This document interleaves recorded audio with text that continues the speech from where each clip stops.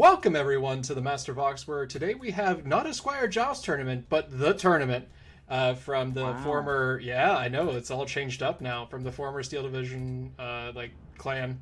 But right now, I think they just called the tournament. The link will be in the description to join that Discord. With me today, we have the Graham Slam, who will be introducing himself and the players in this match.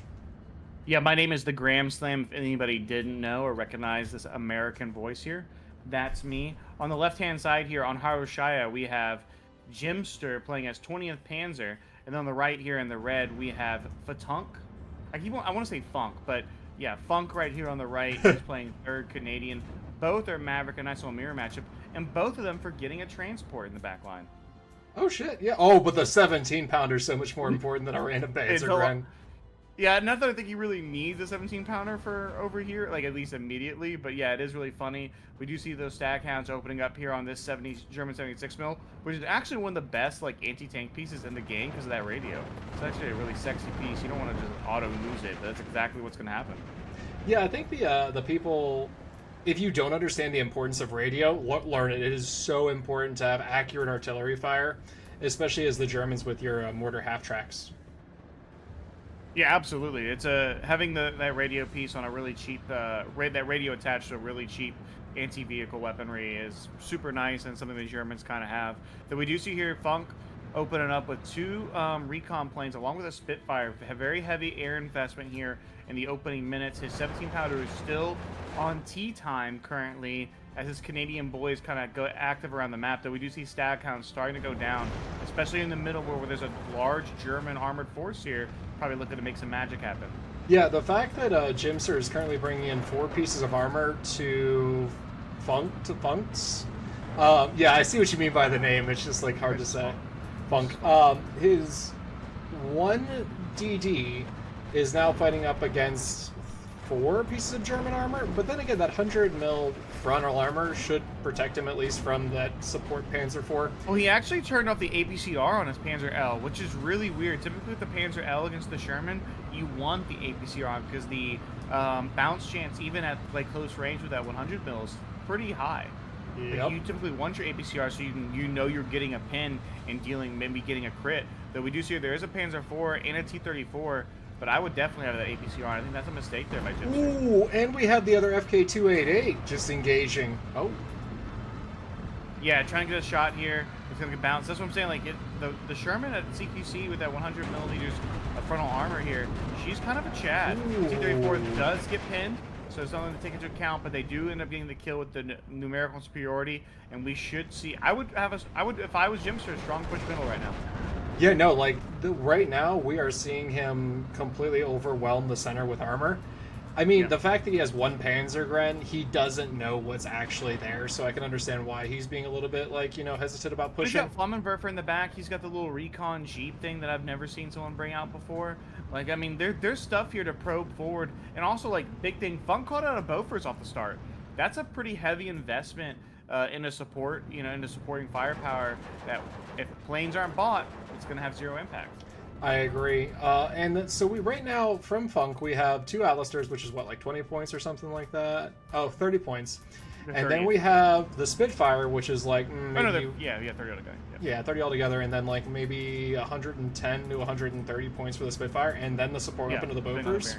Yeah, it's just like you've been talking about with like your wargame experience, where if you have all these support weapons that are cool, but you don't have frontline presence, and frontline presence is so important in Steel Division. Yeah, and you see it right here by Funk calling out 2 6-pounders. Yes, the 6-pounder is an amazing anti-tank weapon, but it's not going to necessarily provide a lot of stability if there's an infantry dump, which is what I think, is Jimster going to do that? I don't know. We're going to have to watch watch the cast and find out. Yeah. But I do think that's if I was him, that's the direction I would go in. He doesn't really need a lot more armor. The Panzer IV, Panzer L combo should be enough, though he does get a bounce right there off the Panzer IV-H with the Sherman command tank. That's absolutely bonkers to have and then a miss. Huge pick there by Funk. Ooh. If I was him, you want to get some infantry reinforcements in here now, because that's a huge trade for him. Yeah, and I think he's investing in the north right now, because all he has up there is a rifles leader, so he's reinforcing and trying to plug that gap. Mm-hmm. Yeah, I mean, he just needs a machine gun and like a rifles PIA team. Like, yes, this is SE2. This isn't War Game. This isn't Warno necessarily, right? Though I have no idea how to play that game. There really is no, you obviously need presence across the front line, but across Fusion titles, you want the majority of your points at your push point, right? Like, where are you trying to get aggressive with? Or I guess on the reverse side of that, where you need to hold. And right now, Jimster kind of has momentum. We see the Spitfire diving in here. The Flak 43 already dissuading it, which is just a nasty little anticipation move by Jimster. He knew that Spitfire was purchased, and that's a big payoff right there. Yeah, well, the thing is with Jimster, he knew that that Ftunk had already overinvested in air. So at that point, just spending 80 points to like counter the 100+ points of the Spitfires and the Alisters to deny him being able to see, and to deny him being able to like do those actual strikes is pretty important. Yeah, I completely agree with you. It was an easy call right there for him, and it's already paid off. Whereas the reverse side here, none of these 6-pounders in the back line have done anything. This Bofors hasn't done anything. And we have 2 Rifles Piat squads trying to kind of hold back the tide here. And this is where, like, obviously as the caster, we have the ability to see everything. If Jimster's kind of letting an opportunity slip. That doesn't mean it's going to be, going to go away, right? But if it's clear to us, and it should be clear to him based just kind of like on the way the front line morphs itself, that there's not a lot in front of him. And if he did 1 point dump, I think he completely pushes this back. I agree. And I like what you were talking about with talking about investing into your focal point or your push point, I think is what you called it. And I think that the breakthrough point, your Schwerpunkt, whatever the fuck you want to call it. Excuse me. No, no. Oh, we swear all the time. Don't worry about it. Well, this isn't your like normal caster. This is not kid friendly today, boys. We got the PG-13 rating up there. Well, we already got 1 fuck. All right, there's 2. Now it's R. Oh. There we go. I gotta take my shirt off when we get NC-17. Ooh, I don't know. Like, this is international, so I don't know what the British are gonna do with theirs. The French will like it though. That's just breakfast. Very, very true. Now, one thing I want to point out to Ftunk, or like when you see that AA, that Flak 43, like dissuading that Spitfire the first time, unless you've dealt with that Flak 43, don't push there with your air support and your cast. Push it somewhere else to force more investments in air, anti-air through different portions of the actual front lines. No, I completely agree with you. Ftunk right now is investing in a lot of accentuating pieces, right, or support pieces. And now he is bringing out a priest to try and go ahead and shell this 105. Yeah. Obviously, the logic behind that is, for newer players, is he wants to kill the AAP so his fighter bombers can get into the game, because as 3rd Canadian, he has some decent ones. But on the flip side, I would kind of argue, I don't think the air tab is really what makes me play 3rd Canadian. So I don't know if that's would be my concern. Obviously, killing anything with your priest is not. 2 priests, oh my god, 180 points in the A phase into artillery when he's down 15-9 is just absolutely wild. He better hope this game goes 40 minutes. Yeah, just trying to get those support weapons to actually pay off, because they have 64 rounds. You do not run out of ammo with those things. Oh no, they're an awesome artillery piece. The problem is how often, and especially in Maverick on Maverick, I mean, it is possible they could go really long, but for the most part, you want aggression, right? You want speed, violent speed, momentum, right? Like, that's really what you want as a Maverick player. Double buying priests is not really that vibe. You want the Dr. Disrespect treatment, that violence, speed, and aggression, not... Momentum. Oh, momentum. Oh, sorry. Yeah. Instead of, like, having the support, like, I can see buying 1 priest if you were, like, a balance player in an attempt to, like, try to mitigate support equipments, right? Yeah. Like the AA or that FK28A, you know, whatever you can see now that he has radio up front from that rifles leader. But just trying to put more infantry on the front line, especially, like, rifles Piats, because we're seeing an overinvestment, I would say, into armor from Jimster hacks. You can utilize these little, like... developments with no HOA because it's in Poland, trying to utilize the Piats to try to mitigate that armor superiority, because the Piats 120 meters? No, it's 150, I believe. 200 meters, yeah. No, the Piat's 150. No, Piat's 150 penetration, 200 meter range. Oh, yeah, range. I'm sorry, yeah. Excuse me, but you were talking about, yeah. How much, 10 through. Yeah, no, so 200 meters is nice, but then it will never hit it. No, the Piats never hit. But if you have a bunch of rifles, Piats, one of them will right. eventually One hit. of them will eventually hit. No, I agree with you. One thing look, I don't play a ton of SE2 anymore.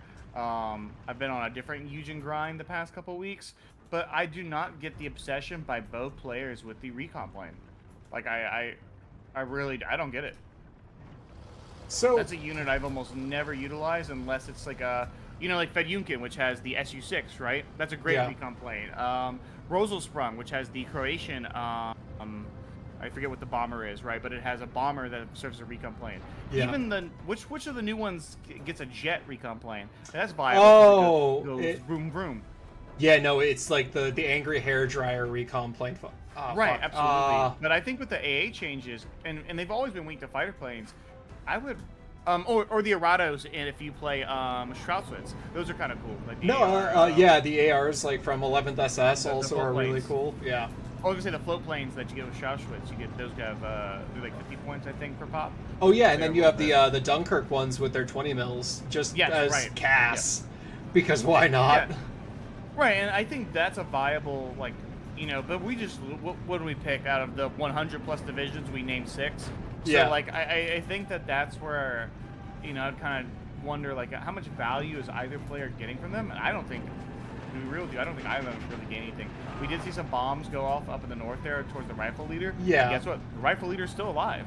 It is, but it's down to 1 health point, and I think with the GOs with their napalm bombs, the best part about them would be hitting something like an AT gun, just because it's the napalm trait. So what's going to happen is they're going to take more additional damage, right? The flame damage. You're going to let them burn. No, absolutely. I'd also like to say this Panzer Grenadier squad is still chilling in the back line here. He's still back here, big chilling. Big chilling. Now, 3rd Canadian, one of my favorite units that they have is these Kangaroo rifles. I don't like 4th Canadian because they're phase locked to C, but 3rd Canadian having them in A, B, or C is just fantastic. Yeah, whenever I play 3rd Canadian, I'm not a big Commonwealth guy. Not that I don't think Commonwealth's great. I'm just not a huge Commonwealth player myself. Great Spitfire strike. Great Spitfire strike to really pin it down. Go ahead and roll this up. Yep. Let's go ahead and get the surrender here. Use the Kangaroos like an armored fist. Like, I think in a lot of Eugen games, especially if you want to be aggressive, you want to play Maverick, you want to be aggressive, right? Yeah. I think that's the thought behind it. Use them as like an armored fist that you pair with like your Shermans and stuff, and maybe a little bit of off map to blow open your opponent's front, right? Like pick an area. I would put almost all my Kangaroos in one spot. I'm not delineating them or diluting them as we kind of see here, right? Like I'm not putting one here, one there, one there. No, I'm getting like 3 or 4 of them bad boys at one time, and we going in hot. And the beautiful thing about the Kangaroo rifles is not only do they get the added benefit of if there's one Kangaroo alive, they get the Tank Rider trait, which the Tank Rider trait, let me see if I can pull it up. No, it's a nice little bonus. Yeah. It gives them the suppression. I was going to say it's the 3 Brens.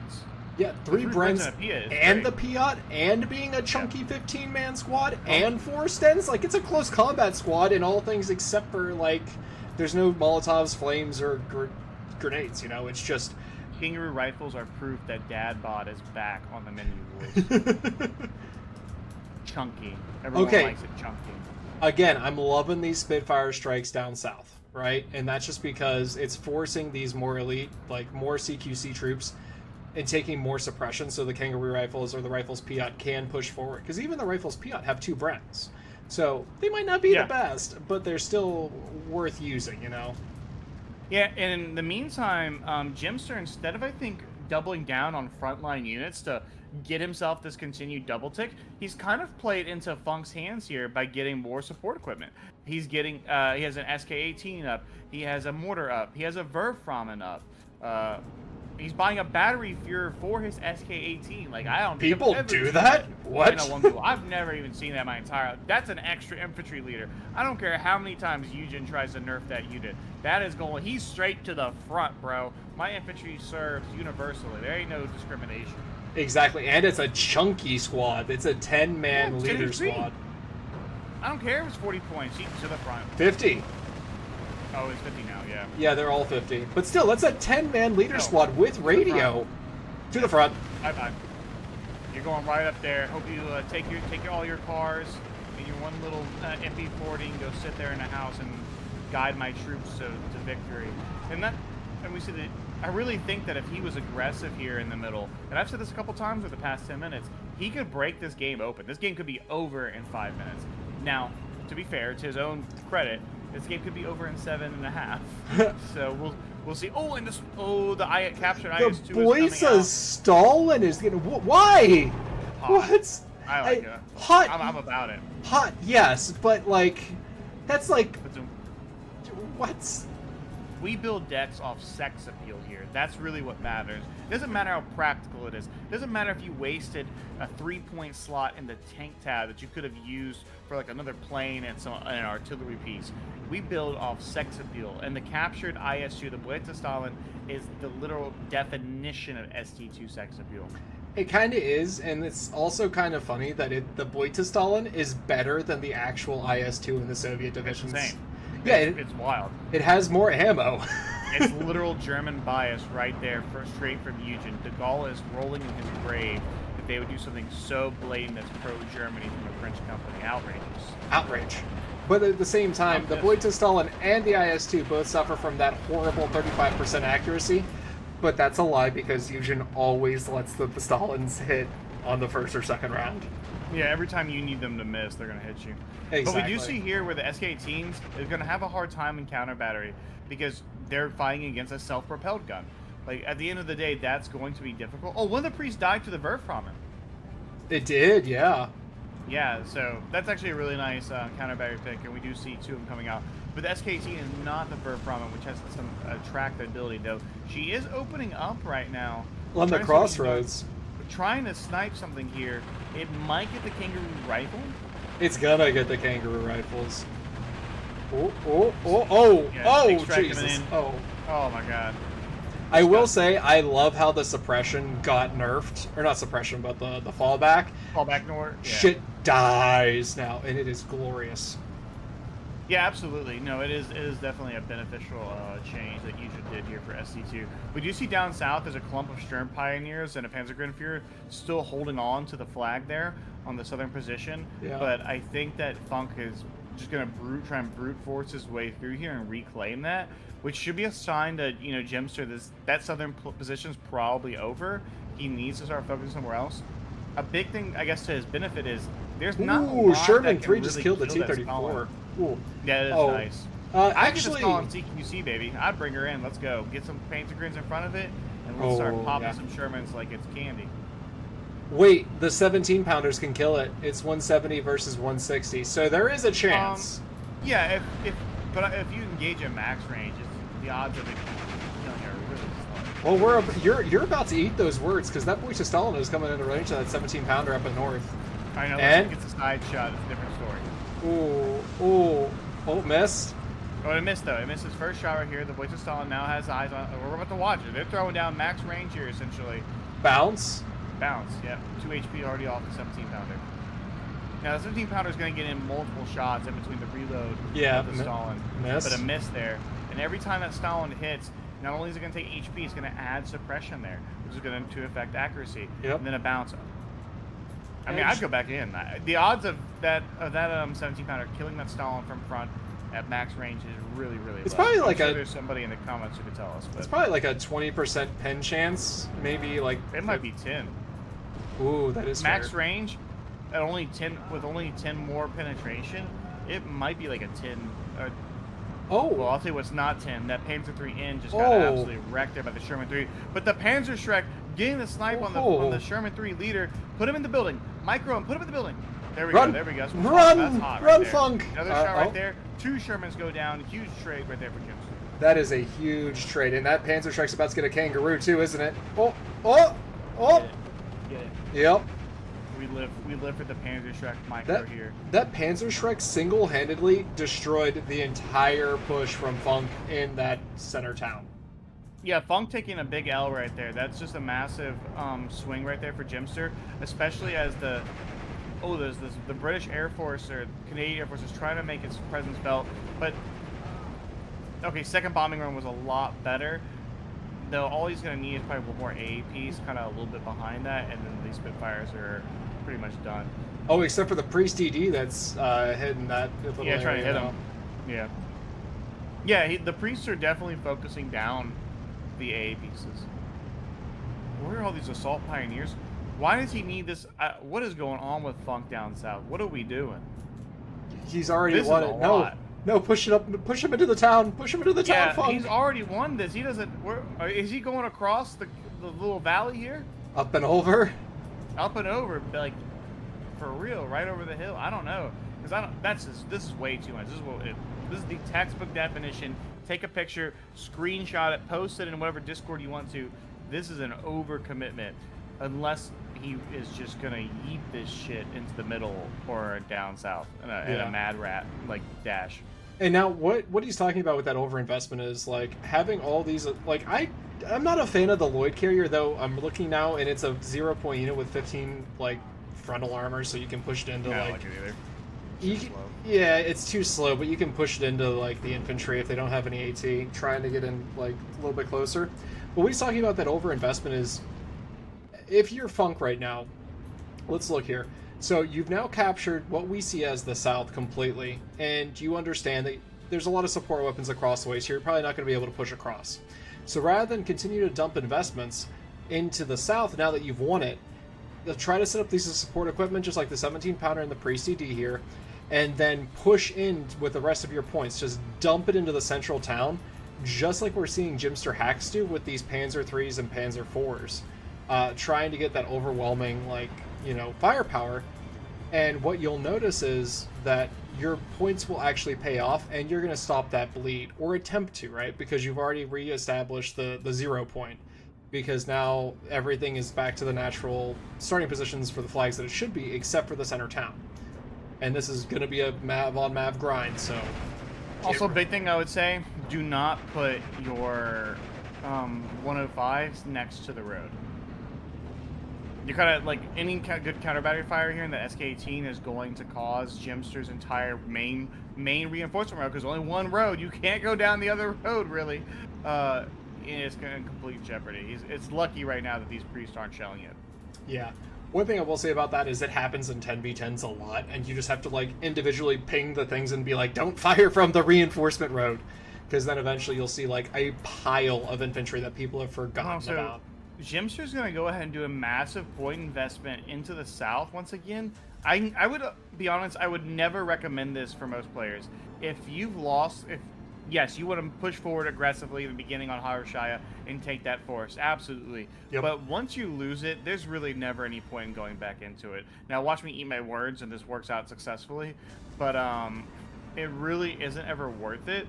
His better bet is to probably push north or continue pushing into the town. There is still, I mean, really two flags. Speaking of that, look at this north push. Ooh. Yeah. No, this is good here by Ftunk. Counterattack in the north, get your opponent's attention here. I mean, there's a lot of anti-tank pieces out. There's a lot of artillery out. I mean, that BL 5.5 inch got smacked and he fired, what, 2 shells? I don't even know. Yeah. But we do see causing a point investment into the north here by Jimster, which is important at this point, this stage of the game where both players are only getting 80 points a minute. Income really does matter. I agree, and it looks like the Boy to Stalin beat the 17-pounder, because one is alive and one isn't right now. Oh, the Boy to Stalin should annihilate it. Oh yeah, no, and the Boy to Stalin looks fine. She's completely okay. I'm really surprised that he's not.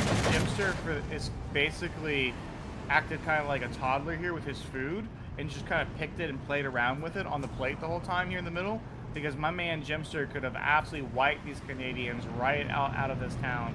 Pretty much any... Oh, the one shot while I was turning on the Sherman 3. That's disgusting. Yeah, the Boy to Stalin does 12 damage. Yeah, 12 damage. It kills any tank one shot. Oh, yeah. And that Boy to Stalin's about to get the artillery. He's going to kill the artillery piece. He did! He should put... I'm telling you, he should just commit. Also, where's the off-map? Both sides have a ton of off-map. Where is it? Yeah, actually, Harushaya is one of the better maps to use. He won! He got the south back! He did it! Oh, wait, no, not it with the amount of assault pioneers that are about to come. Now, he might be able to Q-move all these assault pioneers, though. Maybe these half-tracks can save the day. I don't know. Whew. No, but hold it. Oh, it's another 7... No, it was round 2.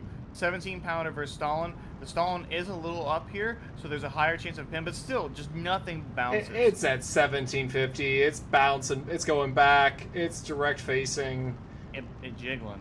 It's just getting out of dodge there. Oh, and the Grida's coming up to like deal with it. Woo! Some combined arms. I love it. Yeah.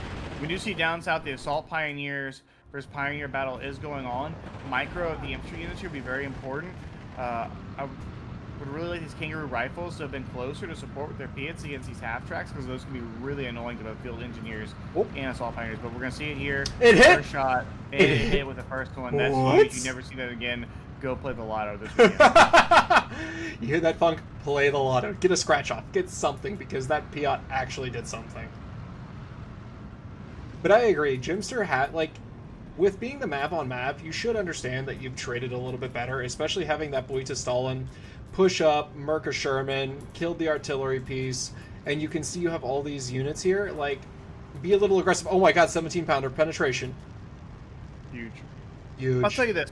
I view Mav on Mav in one of two ways. It's either going to be a bloodbath in one direction, the game's going to be over in 15, 20 minutes, or it's going to be a slugfest that's going 25 plus. And it's because of people have to understand the income resource. So if let's say you trade evenly with your opponent, right, in Mav on Mav, Yeah. the odds of it going long are just really, really high. Because when you get into your B phase, you're not really like advancing anything, right? You're both just, dry humping each other here in the middle, and we're not getting anywhere. Mm-hmm. But if you can get an aggressive opening as Maverick, that's why I say like sometimes bring an A phase off map, and you can get a positive trade generated, your 170 points a minute are going to reinforce success, whereas your opponent's 170 points a minute in B phase will reinforce failure, and that can allow you to just completely blow the game open like you were playing, some V for victory dude and just crushing him in B phase. Yeah. But, I am that dude who plays V for victory. But what I'll say, though, when you think about that, right? So you utilize the off-map, you take your positions, and then you have all your forces that are there either to continue pushing or to form a new defensive line, right? So you already have, let's say, 300 points. I'm just going to use this as an example, right? And now you're in B phase. You add another 170 points to that line. That's now 470 points worth of units. Your opponent is trying to piecemeal 170 points every minute, trying to get back into that position. So as long as you can hold on and prevent them from either utilizing their own off maps or whatever you can do to like prevent that, you can hold that position better because you've made the better trades. And I don't know about you, but like, you just told us your experience or your thoughts on Mav on Mav, but whenever I'm thinking Mav on Mav, I'm thinking grind. Because I don't like the game going long. I've gotten old. I don't like playing 40. I don't like playing 40 minutes. You know what I mean? I just don't. Yeah. Like I get tired. I get bored. Right? I don't know. Something happens. I want the game to end quickly. Like I want the game to be dynamic. I want intensity. So it's just the years of playing and it's the StarCraft experience. I believe that I have better abilities in the first 10 to 15 minutes of the game, and Maverick lines up really well with that. Why would I want to play a balanced version of Maverick? That just sounds infuriating. Yeah, where you're just absorbing the entire thing and then you grind them down over 20 minutes after it. I might as well have like what are we doing? Are we British? We just put on a cup on the pot real quick and we just waiting for it? No, I ain't about that life. We're American. You just want to get over with as soon as possible at that We're point. going in hot and hard. Now, does that mean like, so when you played Steel Division, you mostly played like more Vanguard or Maverick decks, right? Yeah, Vanguard when it was popular. I did play a little bit of Flatline, like everybody probably did when Flatline was the superior income. Yeah. But I would typically only play Flatline if my opponent I just knew was even more aggressive than me. Like some of the Russian players, you'd run into them, and they're just hyper aggressive, right? And I still remember Zanat, and I remember fighting against Zanat, soloing Pixie, Amber T, right? Like I mean, like all of them. So there was one started with a J. I can't remember his name, but I actually like almost beat him once, and it was beautiful. Parma, obviously the goated of the Russian players. Oh so yeah. You end up in this point where, So when Maverick became, what my view, the best income in play, and I still think that's the case. I still think Maverick's the superior income. I think aggression is what suits it. Yeah, can you play what would we call it? We call it Balverick or something like that. You played balanced Maverick. Yeah. I just think I just don't think that's fun, and I don't think it's dynamic gameplay, and I don't think people like watching it. I think people like watching dynamic gameplay. It's why the best matchup has been Maverick versus Balance. People want to see the hyper-aggressive player against the defensive player. They want to see the unstoppable force beat the unmovable object, and that's what creates the best content. I agree, because you're trying to see like the play and then the counterplay, and seeing absolutely. that next 10 minutes. So you got the first 10 minutes where everything's kind of even, a little bit more because the Maverick gets a little like sprinkling of points, right? But then you also have like the balance player trying their damnedest to hold positions and like force better trades. Right. No, absolutely, and that's where like you get into this viewpoint of where how can I create, especially in A phase, with like you said, when the balance and Maverick are pretty equal. Well, then those small little engagements have an outsized proportion on the game, right? Where your Puma did some work, it sniped 3 transports, bam, that's getting you into this building complex. It's going to let you take this flag. That may be a 13-11, maybe it's a 14-10, and that seems really small, but that's massive for when your income hits. Or vice versa, when the balance player completely shuts down an opening Maverick player's move, right? Or he's aggressive. You know, he's aggressive. He gets a forward position and forces the Maverick player into attacking to where he doesn't want to. Exactly. Like, that's where it makes it for really dynamic gameplay that sometimes ST2 can kind of be known for. You know, let's be real. We've all seen the slog. Oh yeah, no, the grind fest is always there with ST2. It happens. So that's one of the reasons why I love playing V for Victory, and like because like in quick play you're mostly going to come up against like Mavericks or Balanced. I get to play Vanguard in A, and I get to play Balanced in C. As long as I can throw off the Maverick player and force getting those better positions and forcing that like pushes and negative trades, it's amazing. Yeah. It's fun. It's dynamic because you don't know what's going to happen. No, totally. And I think in quick play it makes a lot of sense. My only thing would be that there's a reason why V for Victory has never been very popular. It's because if you take 2 players of equivalent skill level, one's Maverick and one's V for Victory, I'd be willing to bet all of my YouTube compensation that I'm paid out it's that nothing. The Maverick player wins 9 out of 10 times. No, I can see that. But I do like the gameplay that comes out of that. It's super interesting. Yeah, it's super interesting, and it's just fun to watch and play. When Nilla won 4 against Quad U, did he play V for Victory any times? I think he only played Maverick or Vanguard, because I think that was the meta at the time. Maverick. Yeah. Yep. All right, and with that, I rest my case. Hey, all I'm saying is, like, maybe the tides have turned a little bit, and maybe... No, we're not gonna lie. Let us know in the comments, though. You know, if you're a degenerate that likes V for Victory, you know, go ahead and type that out. Let us know so we can talk about you next cast. No, because I'll defend you, and then the Graham over here is going to come after you. But you know what? I understand. I play V for Victory because it's just fun. And with that, I'd like to thank everyone for sticking through. Please like, comment, and subscribe. And we'll keep bringing you some more delicious Steel Division 2 content. So until then, see you on the next cast.